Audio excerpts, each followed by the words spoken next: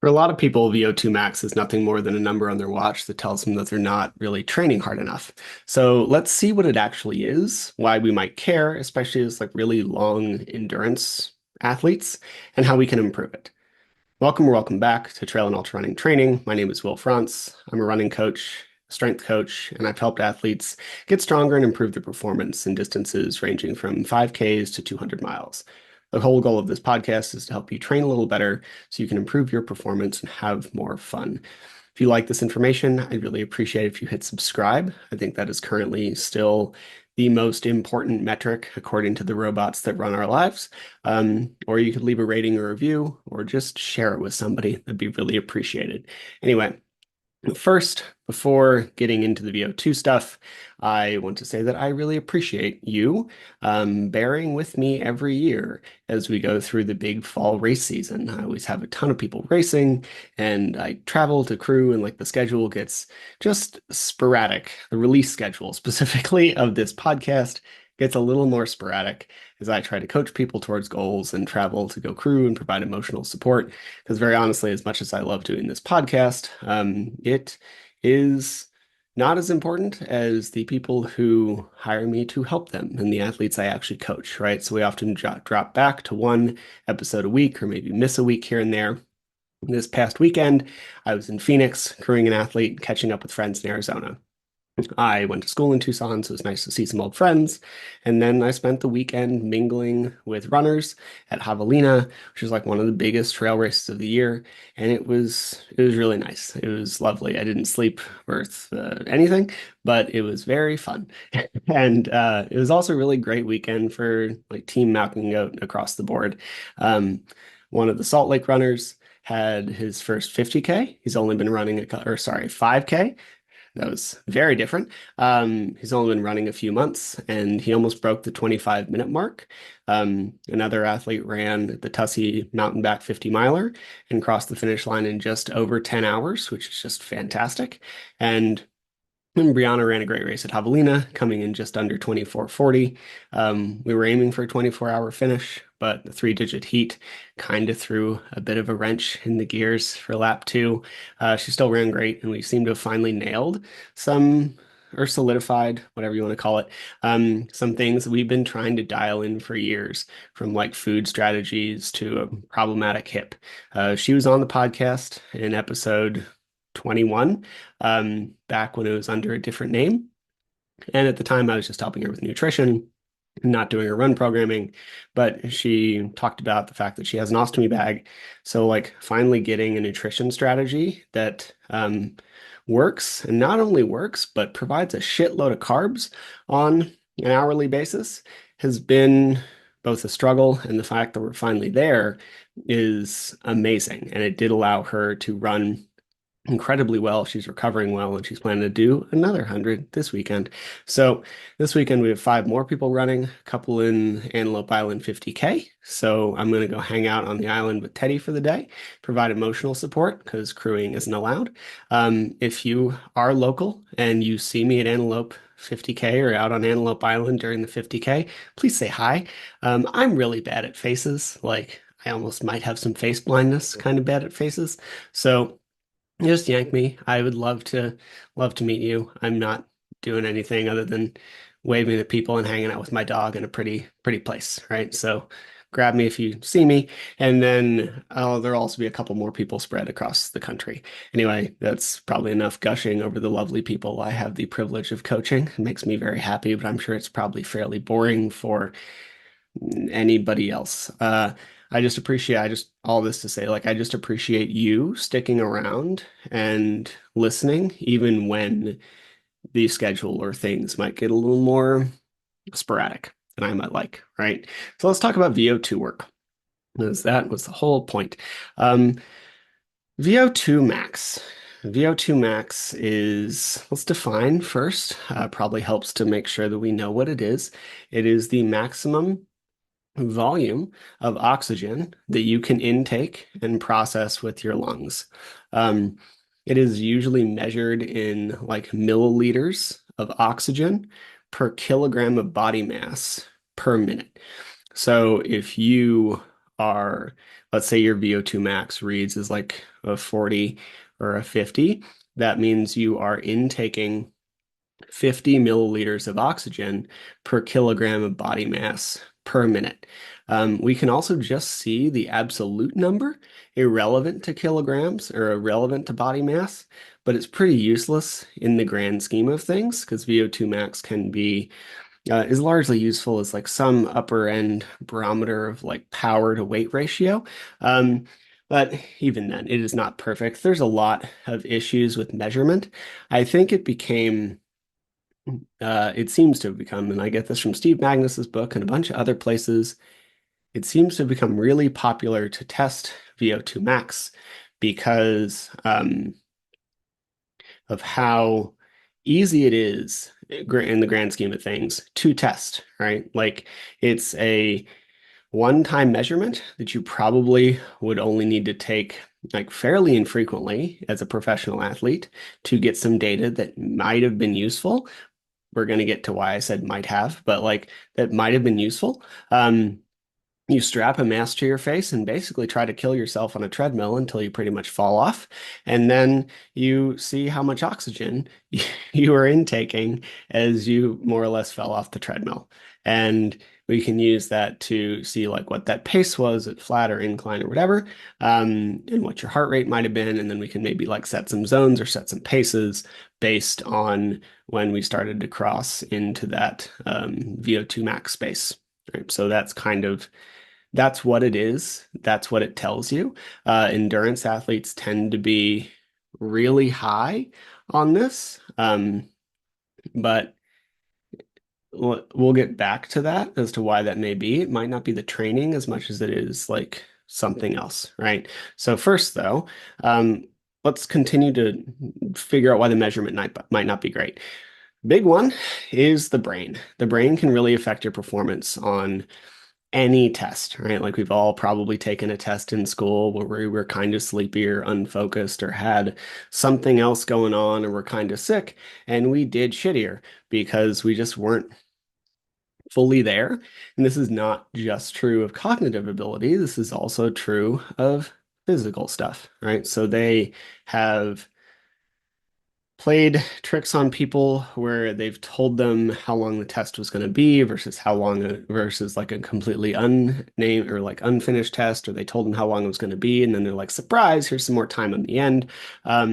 They have given them the test at different times of day, they've given them the test on back-to-back days, and they've seen statistically significant changes or importantly significant changes in VO2 max, either up or down, depending on how they adjusted the test and how your brain felt and how recovered you were, etc. Right? It's not a ton. It's not like we're dropping from 80. I think the highest one ever recorded was 95. So it's not like we're dropping from this like high end of incredibly good endurance athlete to 40. But it's enough to where it might matter, and it might matter when like setting up pace stuff, right? So is there a VO2 max? Is there a single number? Yeah, probably, in the sense that there is an objective truth to many things.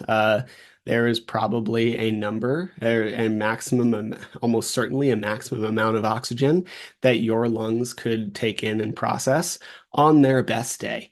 And we could call that your VO2 max. But you're probably not going to learn it from testing.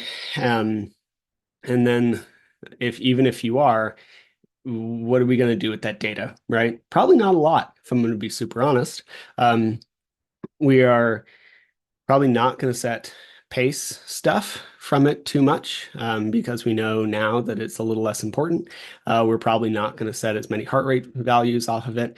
That could be the most useful thing if you run by heart rate a lot, which can be a good way to get metrics. I'm starting to play with it a little more as a like double check on my systems, right? Like currently I'm a little under the weather, so my heart rate's elevated by quite a bit. So I'm just ignoring it and just trying to have fun on my runs. But we can use it if we're feeling pretty good from like week to week as a barometer for how we're doing. So it might help you set heart rate metrics. But what also helps you set heart rate metrics without getting on a treadmill with a like F-16 pilot's mask strapped to your face is a max heart rate test where you just go to try to kill yourself on the treadmill or out in on the track uh, without having to pay a lot for a test that's not going to give you a lot of data, right? And then we use that in conjunction with your resting heart rate to figure out heart rate reserve, and then we can set some pretty solid heart rate targets. So I don't see a lot of purpose to the VO2 max stuff, or at least the number, right? I don't see a lot of purpose to the number because we're not going to use it for much. I don't believe that testing is worthwhile unless you're going to use it for something. Testing is not inherently worthwhile. Uh, Testing is worthwhile if it's going to change your course of action. I don't think a VO2 max would pretty much ever change my course of action with an athlete. Um, so I don't care, is really my assessment there. And if we are going to get one, I would want it to come along with a bunch of like secondary and tertiary data that it often would, to be fair, that we would actually use as a like side effect of just running the test. Now, there's also this number on your watch. They'll often tell you VO2 max stuff. Mine's either too old or I haven't set the setting right, and I don't care because your watch doesn't know anything. I put out an email about this a while ago or last week. I don't know. Time has no meaning. Um, and your watch is problematic for many reasons. It doesn't know this number. A lot of people get very obsessed and focused over it. So one thing that we could say is the number might, strong on the might, be relevant to itself, right? Like if you have been doing very similar training for a long time, many months, very consistently, and your training has run a pretty decent gamut of like heart rate and effort zones, then if your VO2 max goes up, it could, again, double underline, bolded, be an indicator of changes in fitness. Now, all of those caveats are super important, and it's one of the reasons I don't give a shit. The number itself is absolutely not an accurate metric. One thing I will say, push pause on this, is that VO2 max is a decent indicator of like longevity and health and all-cause mortality. Um, if you are like if you are above average for your age bracket, because it is very age related, um, you have a chance of living longer. It is very related to longevity. We could all get hit by a bus, right? So, like, it's not a perfect metric, but it's about as much as we have. And we'll get into reasons for why that is, but much like your grip strength is also a really good metric for this. And it's largely because it's tough to cheat grip strength. Yes, you could do a crush gripper all day long, but most of the time when people have a strong grip strength, it's because they've been active and used their hands a lot and picked up a lot of weight or done a lot of climbing or did things, right? Their hands have been active their whole life. Same thing when we see VO2 max, it is very likely an indicator of, it is almost always an indicator of long, consistent work and effort and training and just being active, which is probably the best indicator we have of health, is just being active for 30, 60 to 60 minutes a day, across the board, right? So that's probably the best thing we can do for our health. VO2 max is a pretty good indicator of that because, which we'll get to in a second, but like you can't cheat it. It just has to aggregate over time. So back to the watch. Garmin's or whatever, I have a Garmin. I'm sure Coros works the same because they all kind of work the same, work on an algorithm, right? And if we're running really slow, what it basically does is compare your pace to your heart rate and like run an algorithm to see what your VO2 max might be based on a shitload of data. Now, if we have a if we have a heart rate and a pace that is on our upper end, if you do a lot of speed work, say you train for a 5K or a 1500 meter or something like that, then your watch will be more accurate, at least directionally, towards your VO2 max numbers because it will have more data that the data can't diverge as much as it gets closer to that. Whereas if you do a ton of low and slow running, be it either just that's kind of your jam, or if you're in a like the last six week build to an ultra and really your speed work is pretty um maintenance mode, I guess, for most people, then we're not going to have a lot of data. And especially in your taper, you are getting fitter because your body is recovering from all of the work you've done. But your watch is stupid and doesn't know that. So it just sees you not training and is going to tell you that you're detraining and you're unproductive and that you're going to die tomorrow, right? Like your watch doesn't know these things. It just uses a bunch of data and then makes a general assessment. And a lot of the time, they're trying to make general assessments for the average populace, and it doesn't necessarily apply to like high mileage athletes or like high intensity athletes. Now, when another reason this doesn't necessarily match is because we can see an increase in VO2 max from multiple directions. So it's not just this like harder, faster running that your watch would say is like the only important thing that would indicate your VO2 max.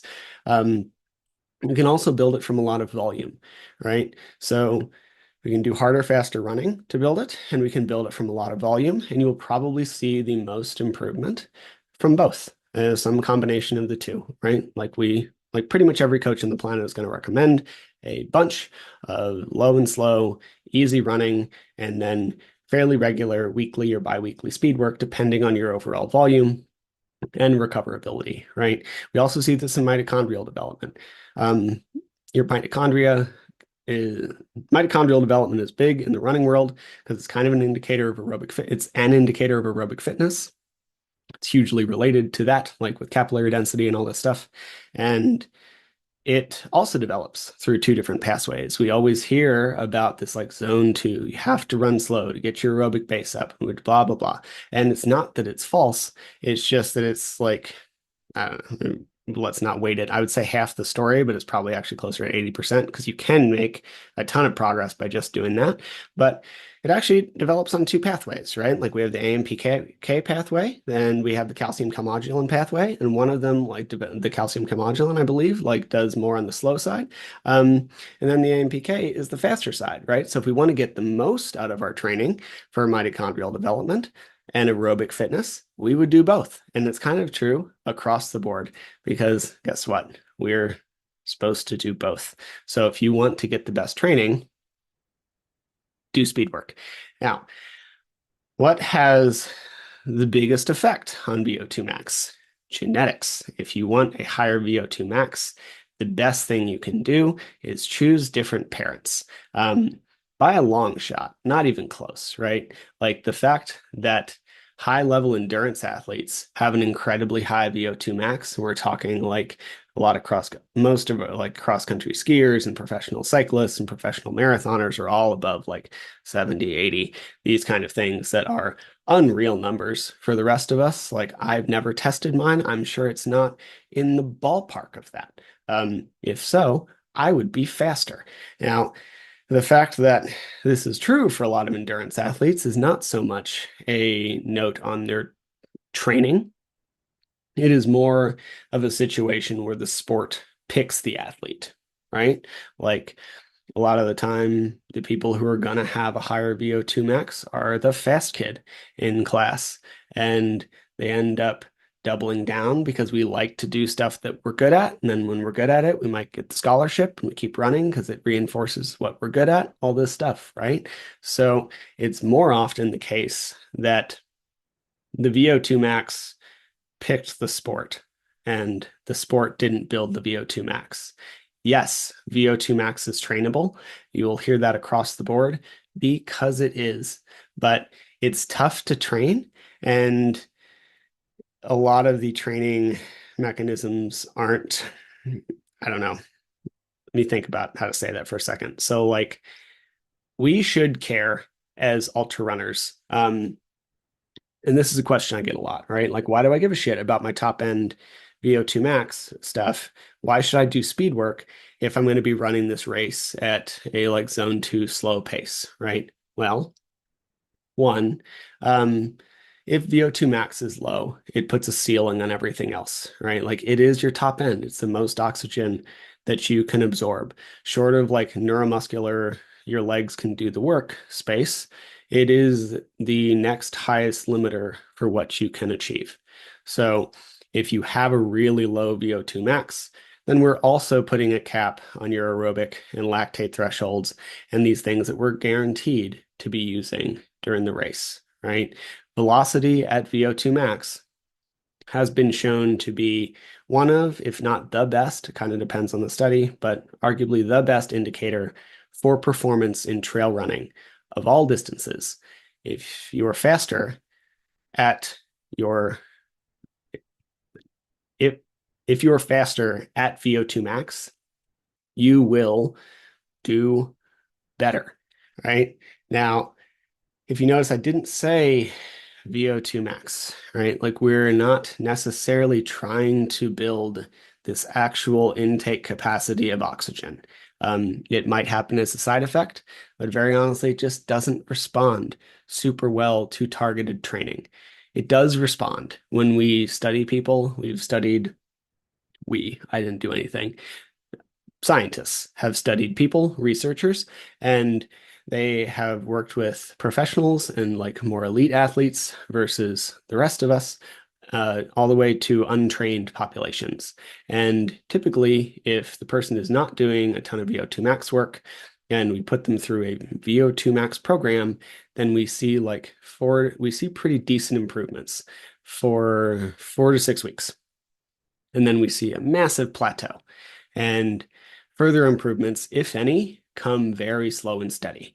So the actual amount of oxygen you're going to intake, unless you're kind of deconditioned, is like you might see an initial spike, which is great. It's your body kind of responding to this and like developing an adaptation system. Basically, you've embarrassed your body. It feels like shit to do this work. And it's like, well, I need to intake more oxygen now. But then further progress is going to be this like very logarithmic graph where it plateaus and just kind of continues to slowly move upwards. And eventually, it might actually start to move down, right? This is also what we see, except for the last part, this is also what we tend to see of aerobic systems, right? Like big plus initially, and then you're just not gonna skyrocket an improvement forever. Like he will plateau. This is part of training. Now, we also see athletes continue to improve their performance as their VO2 max drops, like all the time. It's incredibly normal in season, especially for marathon runners and like longer distance. I remember some story about Shalane Flanagan that I'm going to completely misrepresent, but basically her VO2 max dropped throughout a season and year over year, and yet she continued to kick ass year after year because it's not the be all end all metric that we sometimes treat it as right. Further, older athletes will likely have a lower VO2 max because there is an age related decline, right? Just like we're going to have some age-related decline in our eyesight, we're also going to have some and joints and structures and whatever. As we get older, our VO2 max is going to come down a little bit, right? So it doesn't mean we can't do great. We're seeing a lot of distance runners peaking in their mid to late 30s. The most recent winner of Hard Rock, I believe, was 49. So it doesn't matter what the all-out metric is, and what your actual intake of oxygen is, as much as the work matters, right? Like when we talk about training VO2 max, we're not really training VO2 max as much as we are just getting faster and working at that top end to get faster, right? And I'm sure someone much more educated than me could give you an explanation on exactly what's happening here. But the short version is if you do these workouts or this top end work that we might often see as quote VO2 max training,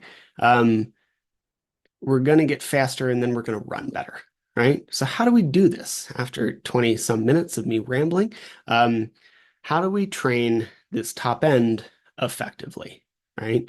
Now, first, I want to remind everyone that the large majority of your running should be slow.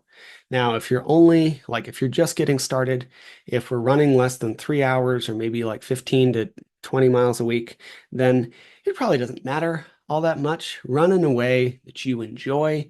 Don't get super OCD about it. Um, Honestly, if we're that low in the volume front, if we're in the like 10 to 15 to maybe 20-mile range, then it probably doesn't matter. As long as you feel good and you can recover and you're enjoying what you're doing, then just building up some of that volume in a way that you don't hate and isn't a slog fest where you're constantly looking at your watch and your heart rate is going to be the jam. That's what we should do, right? So let's not stress this early in our running journeys. But once we get to training at like 30, 40, 50, 60 plus miles a week, then the vast majority of your running should be easy. And it can be hard to run easy if you're not used to it. So the one thing I will say is early in your running journey, maybe practice the skill of it at least once a week, twice, I don't know. Maybe, but practice the skill of it, practice different paces, explore, figure out how you can make different paces feel good. Maybe everything from like a really fast, hard couple minutes to where you're kind of burnt out to a pace that you could hold for hours, even if you aren't very good at running yet. And then learn to run at those different paces and make them feel similar. And that is going to help you down the line. Now, when we get into this larger running volume, what tends to work is what we might call pyramidal training. So the biggest chunk, like in a three-tiered system, right? Or even a like slider scale. So the biggest chunk of your training should be low, slow, zone two or lower, maybe popping into low zone three, but for the most part, easy, mostly conversational running. And if we do that, you're going to be able to aggregate a lot of volume without a ton of damage, and your recoverability is going to remain high. And then we should have a moderate level lactate threshold work, and then like even less of this like VO2 max or top end work. If you're only running 3 to 4 times a week, then we might cycle these back and forth. Now, what do we mean when we say VO2 max work? Basically, spend time with your heart rate at 90% or above 90% of your maximum heart rate. And we should probably focus on one of these sessions every 7 to 14 days for some chunk of time, right? I'm going to call it VO2 work, even though we know it's not really building your VO2 max because language is imperfect. And as long as we define terms, then we can use imperfect language to have useful conversations. So from here on out, VO2 work is going to be training that gets you above 90% of your max heart rate and improves velocity of VO2 max. Cool. So it can take 10 to 14 days to fully recover from a VO2 session, for your body to fully like integrate the adaptations that you're trying to put in. So we could do this every week. And then once some people do these twice a week, I'm not good enough, nor do I have enough recoverability to really do that or make that worthwhile. So probably once a week. And then after a block of 3 to 6 weeks, maybe give it a longer rest, right? This would be more useful in a block training style, where we focus largely on VO2 max, and we might focus on lactate after that. We might focus on something else after that. Or we could do it like every other week, where one week we might focus on a VO2 max workout, and then the next week we might do like a targeted lactate workout, and then a little extra speedy, kind of steady stuff during our long runs. And that would work really well if you like to train on a 10 to 14 day training cycle, which I actually like a lot, but tends to be difficult to program, largely for scheduling reasons. But I still kind of do it for everyone. It's just a little sneakier. Or we could do a bit of a mix of the two, which is actually my favorite. Can do a block of this work farther out from the race. Partially just to learn how to do it. You're going to have to build some abilities here and then do tune-ups every 2 to 4 weeks as we get closer, right? Like we might spend a month to 6 weeks really building this top end. And then once every week or 2 or 3, we can tap it again, stimulate that top end and maintain what we built, maybe build even a little further, and then definitely cut it 10 days out from your race to make sure that you can get the most out of your taper. This is often like one of my last or second to last speed sessions before a race is going to be some of this top end work because really want to get this stimulus, partially because it can also drop off somewhat quickly. If you're active, it's not going to drop off a lot. It's not going to plummet, but it can be good to give it a bit of a kick in the ass right at the beginning or right before you start your taper. Now, how do we target the effort here? That's a good question, and you can use heart rate. Um, I don't find it effective like at all. I think it's a waste of your time, and that's not what I recommend. Um, it can take like 30 to 90 seconds for some people for heart rate to really elevate into this range. And then it's going to stay elevated almost entirely during your recovery interval, right? Because once it cranks up to 185, it might not plummet back down for a minute, depending on you and recoverability, et cetera, the things I've said 20 times already in the last half hour. So depending on you and your intervals, we might be on enough of a delay that the interval could be over or half over before we get your heart rate up. And then do we count the recovery as recovery, even if we're walking? The answer is yes. But like this is why it becomes shifty, right? So I like heart rate on these largely as a post-training check. If someone has a heart rate monitor attached for these, I find it super helpful, especially if we're learning to do these, because I can see if you're pushing hard, right? Like if I have some idea of what your max heart rate is, it doesn't need to be perfect, and then we're close to that, then you're in the zone. But it's not a great in the moment target. It's on too much of a delay. I prefer pace or effort. Pace would usually be somewhere between like a mile and a 5K pace, depending on your level of fitness and depending on the disparity between those two things. I would say for someone who runs a like sub 15 5K, then definitely a 5K pace. For someone who runs a 30-minute 5K, then we want probably a hard as fuck mile pace. And then any sliding scale in between, right? Now, this would be on flat ground. I actually like to do these a lot on hills, either on the treadmill or out on the trails, but then it's going to be effort, not pace. So if you aren't sure what these efforts feel like, then maybe go to a track or turn the treadmill on or go run in a flat place in your neighborhood. And then we can figure out what it feels like to suffer at this level for a prescribed amount of time. And then we can try to hit that effort on the hills, right? Now, I don't like this on downhills because it's a lot of stress in your joints, and the cardio is going to be way harder to build because gravity is helping you. Now, I try not to get people, I just don't get too focused on the exact pace, right? Like for me and for most people I coach, and I coach people way better than me even, there's just not a distinct and important difference between something like a 610 and a 620 pace, or like a 710 and a 720 pace, or and then something like a 510 pace is often just unforeseeable outside of a sprint, right?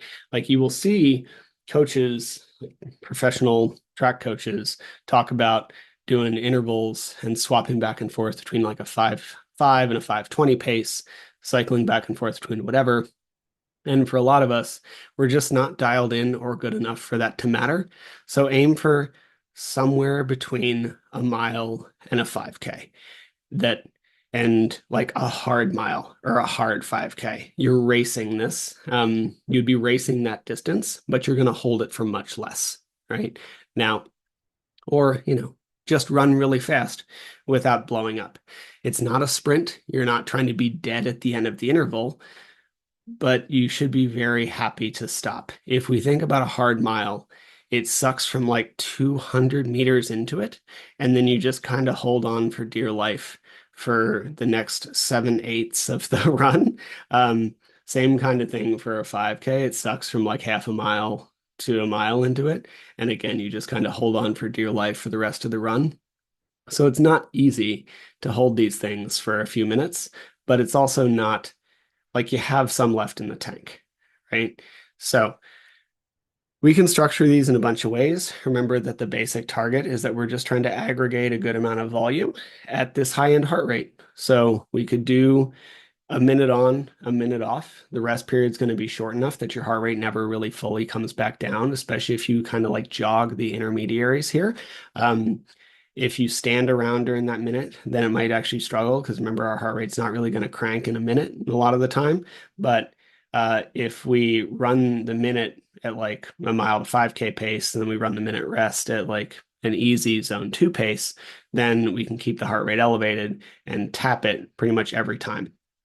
Um, I also really like the structure for learning to do this work. I'll get back to that in a minute so I can kind of keep this structured. Um, Another big one is 3 on, 3 off, like Jason Koop has this in his book. The Roches talk about this quite a bit as they're like 5 by 3 minute hills. But 3 minutes hard, 3 minutes like easy. And by easy, I mean walking. Usually, if I'm doing this workout, I'll hit the 3 hard at a mile pace, and then I will walk for 2 minutes and then jog really easy for the last one, just so I'm not like tempted to take off from a sprint. So it's more of a smooth acceleration. Or we can get fancier, do like various 400-meter repeats with 30 seconds of rest. Steve Magnus calls this, Steve and John on the On Coaching podcast, they talk about this as their 400-meter drill. And I really like this type of training a lot, where you do like a fast thing with a short recovery, but your heart rate never really fully comes back down. It kind of teaches your body to not only get faster at this high end pace, but to recover quicker. Um, but I would also say this is probably not where I would start if it's your first time doing it. Um, Again, we can probably see or envision how all of those things would put you in that elevated heart rate zone for a while. Now, how much are we trying to collect? Probably in the 10 to 20 minutes of work range somewhere, right? It's not a lot, all said and done in the grand scheme of your training. We're probably looking for 10% of your total training, maybe less.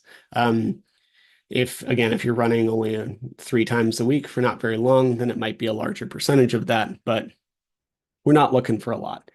It is a tough day. And the training session should be longer because we should probably do a 1 to 2 mile warm up prior and then some kind of cool down.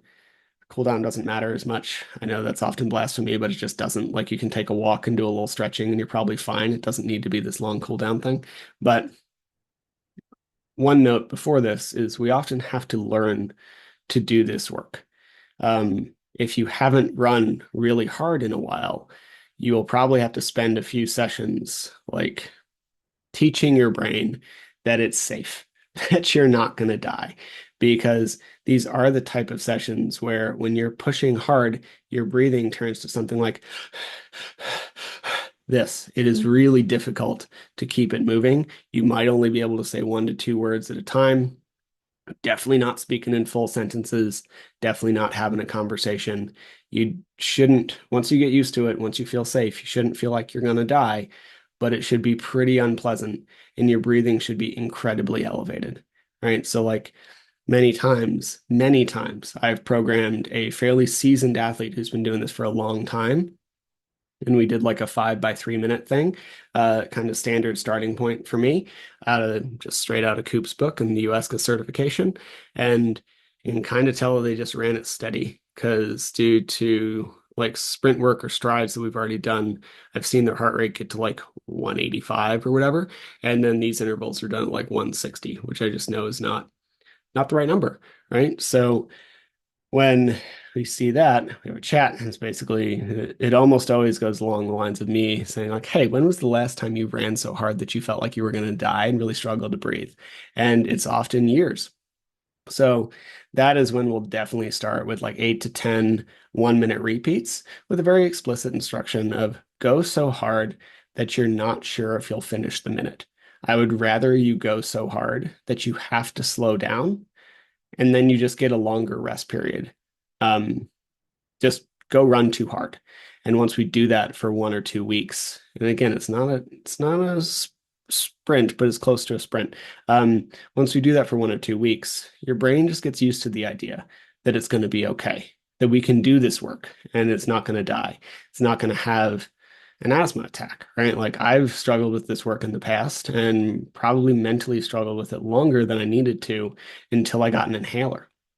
And now, like I don't really use it and don't really need it very often, but the fact that it sits there, it's in my pocket, means that I feel safer running it. Again, the brain plays a huge safety control mechanism when it comes to this work.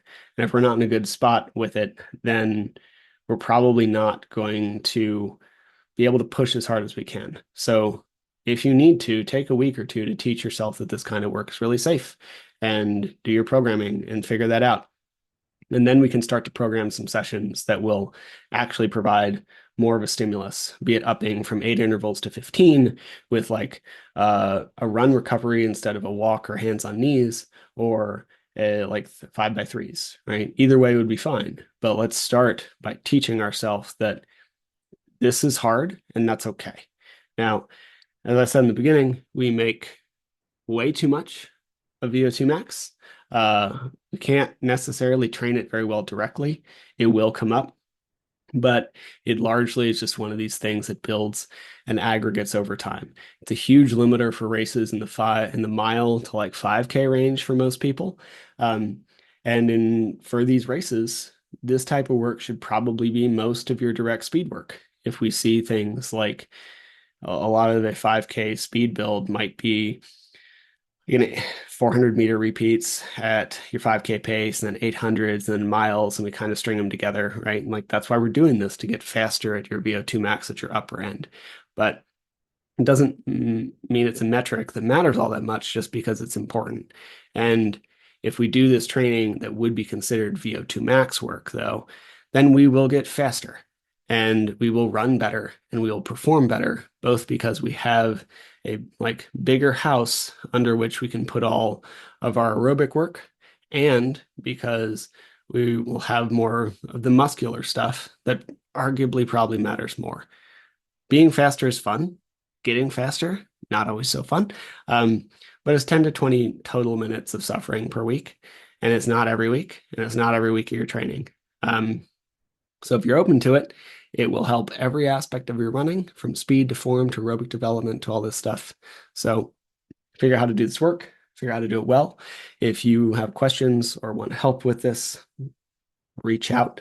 For a lot of people, now is a really good time, as I've kind of intimated. A lot of people are like hitting some of their A races for the year. We might have a fairly longer break of like 3 to 6 months, maybe even a year before you have your next one that really matters to you.